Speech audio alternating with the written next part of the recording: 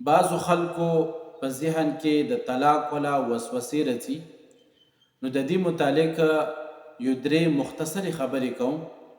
اول نمبر، د انسان په ذهن کې طلاق کومې وسوسې راځي، آیا دې سره د انسان طلاق وکې کیږي او کنه. دویم نمبر، د انسان په ذهن کې کومې وسوسې راځي د دو بنیادی وجه څه ده. او دریم نمبر، دغه وسوسو نه بچاو دپاره عمل څه ده.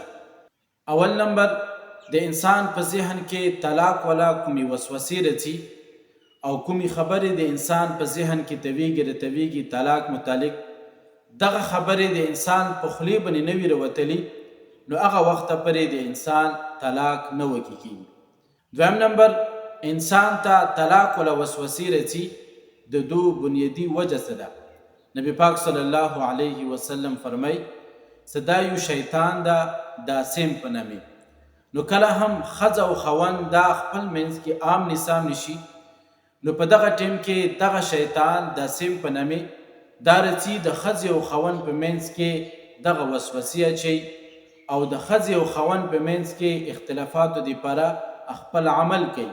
نو دغه وسوسو نه بچاو دپاره او دغه شیطان عمل نه بچاو دپاره یو بهترین عمل هغه دا ده چې کله هم انسان کور ته راځي، نو اعوذ بالله من داسمین، اعوذ بالله من داسمین، دغه الفاظ 7 مرتبه یعنی و پیرې دی او بیا کور ته رنوځي.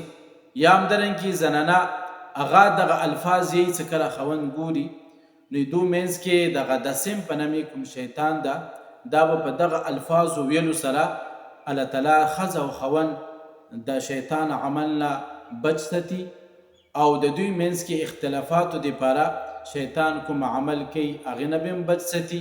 که بالفرض ښځې او خاوند په منځ کې اختلافات وو، نو الله تعالی به دغه الفاظو په برکت سره د دوی منځ کې اختلافات هم ختموي.